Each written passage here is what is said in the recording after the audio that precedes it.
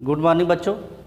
आज हम लोग कक्षा 12 में उत्पादन तथा लागत के बारे में पढ़ेंगे। इसके पहले हम लोग उपभोक्ता के व्यवहार के बारे में पढ़ चुके हैं कि उपभोक्ता का व्यवहार कैसा होता है विभिन्न वस्तुओं के प्रति, और उसके अनुसार जो है वस्तुओं की मांग कैसी होती है। आज हम लोग उत्पादन तथा लागत के बारे में पढ़ेंगे। प्रोडक्शन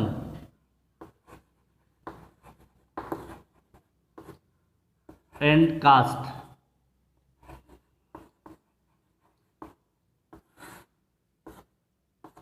उत्पादन लागत। आप जानते हैं कि जो वस्तुओं का किसी फर्म के द्वारा वस्तुओं का सृजन किया जाता है, यानी जो वस्तु व्यक्ति की आवश्यकताओं को पूरा करने के लिए बनाई जाती है उसको हम उत्पादन कहते हैं। तो इसके पहले वाले चैप्टर में या पहले वाले अध्याय में हम लोगों ने उपभोक्ता के व्यवहार के बारे में चर्चा किया था, लेकिन इस अध्याय में हम एक उत्पादक के व्यवहार की जांच करेंगे। एक उत्पादक के व्यवहार की जांच करेंगे। एक उत्पादक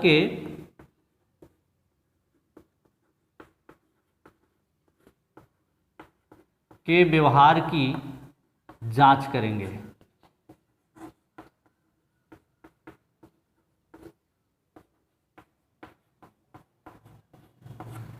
एक उत्पादक के व्यवहार की जांच करेंगे कि एक उत्पादक अथवा फर्म वस्तुओं का उत्पादन जो है कैसे करती है, यानी कि आगतों के द्वारा। जैसे आगत क्या होगा, जैसे श्रम मशीन,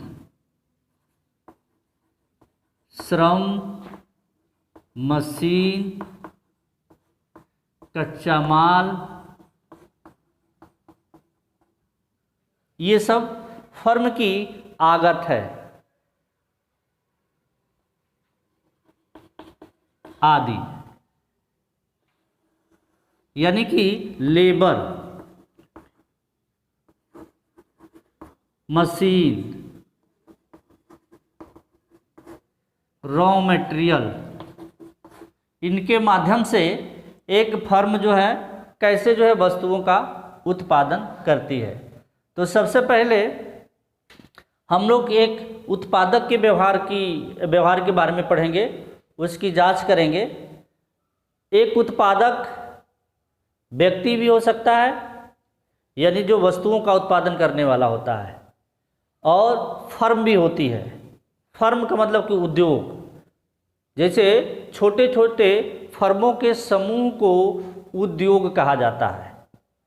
जो फर्म होती है वो उद्योग से छोटा होता है, ये छोटे छोटे वस्तुओं का उत्पादन करती है। तो ये आगत है, यानी वस्तुओं के उत्पादन में जो वस्तुएं इस्तेमाल की जाती हो उसको आगत कहते हैं। आगत, इसको इंग्लिश में इनपुट कहते हैं। इनपुट यानी फर्म या उत्पादक जो वस्तुओं को लेकर के जो वस्तुओं को बनाने का काम करता है, तो उसको क्या कहेंगे? आगत। यानी जैसे एक फर्म है, ये क्या है? एक फर्म है, और इसमें श्रम लगता है, लेबर, ये इसमें मशीन में टेक्नोलॉजी भी आ जाएगा, और कच्चा माल, रॉ मटेरियल, मशीन, इनके द्वारा जो वस्तुओं का उत्पादन होता है, और वस्तुओं का उत्पादन होकर के बाहर मार्केट में आता है, बाजार में आता है, तो इसको कहते हैं निर्गत, निर्गत। तो ये हो गया आगत और निर्गत, इनको आउटपुट कहते हैं, आउटपुट।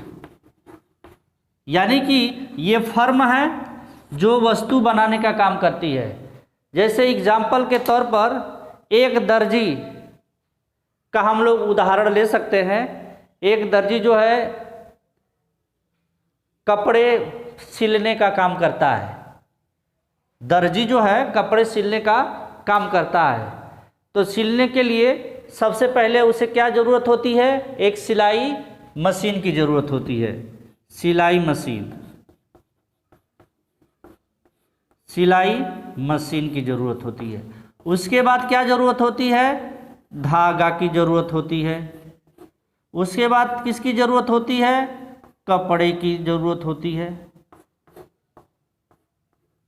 जैसे एक दर्जी को पैंट बनाना है, तो जब पैंट बनाना है यानी पैंट का उत्पादन करना है, तो जब पैंट का उत्पादन करना है या पैंट और शर्ट दोनों ले लीजिए, तो पैंट एवं शर्ट दोनों का उत्पादन करना है, तो उस पैंट और शर्ट को उत्पादित करने के लिए दर्जी को सिलाई मशीन की ज़रूरत होगी, धागा की ज़रूरत होगी, कपड़े की ज़रूरत होगी।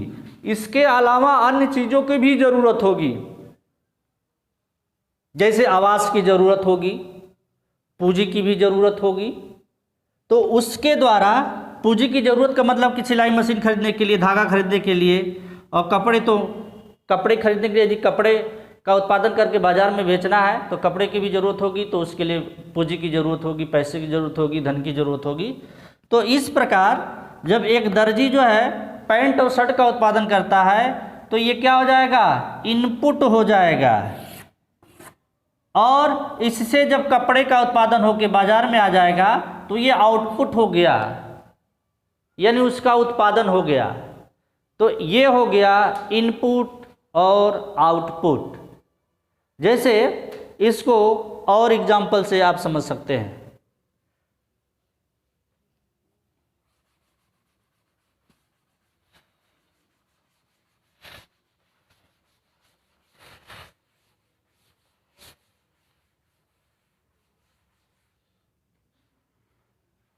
जैसे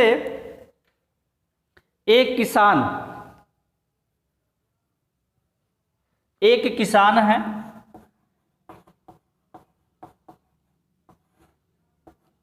खाद्यान्न का उत्पादन करता है।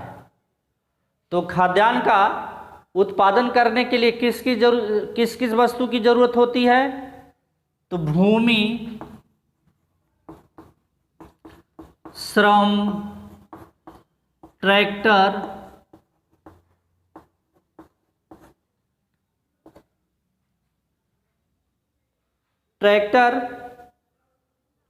खाद, बीज और इसके अलावा भी जो है पानी की ज़रूरत होती है सिंचाई करने के लिए।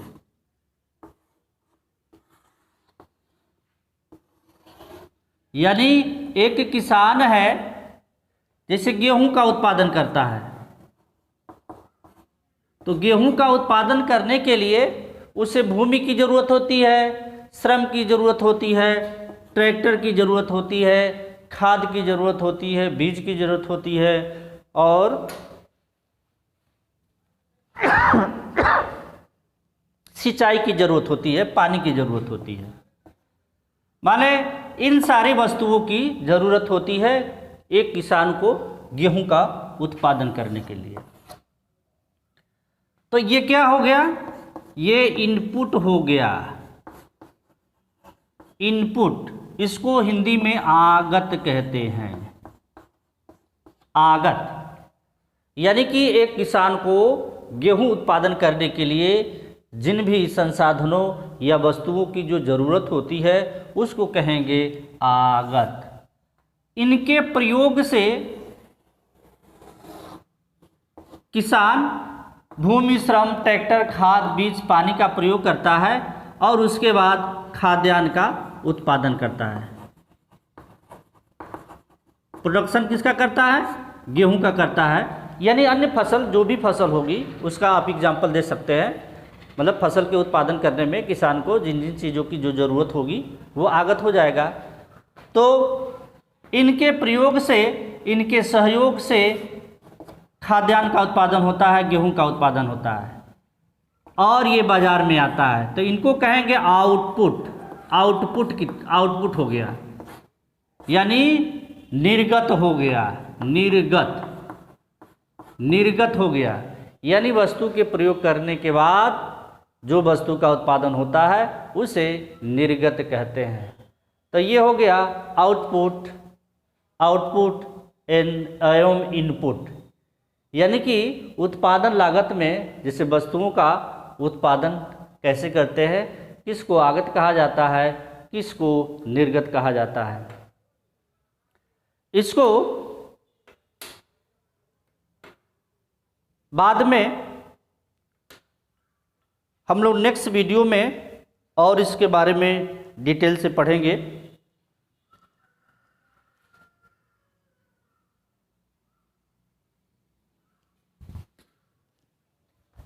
तो आज जो है इतना ही इनपुट और आउटपुट उत्पादन के बारे में, यानी कि वस्तुओं का उत्पादन कैसे किया जाता है। और लागत क्या होगी, यानी जो वस्तुओं के उत्पादन करने में जो वस्तु ये प्रयोग की जाती है वही लागत होती है।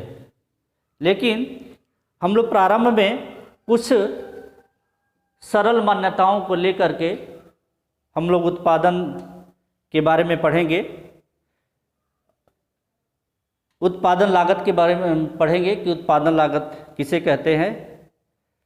यानी जब एक बार जब निर्गत उत्पन्न हो जाता है तो फर्म उसे बाजार में बेच देती है और उसे आगम प्राप्त होता है।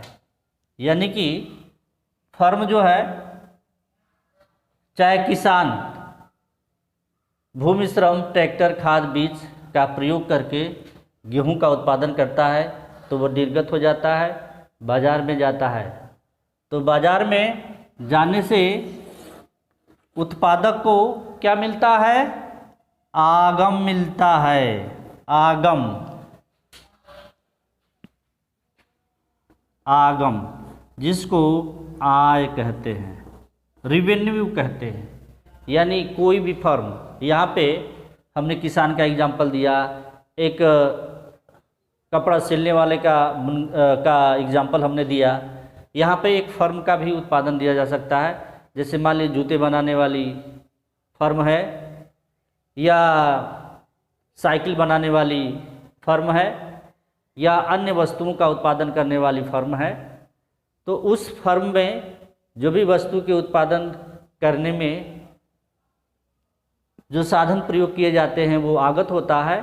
अब वो वस्तु उत्पादित होकर बाजार में आती है, वो निर्गत होती है और उस निर्गत वस्तु को बाजार में बेच करके फर्म या उत्पादक आय प्राप्त करता है और उस आय को पुनः खर्च करता है।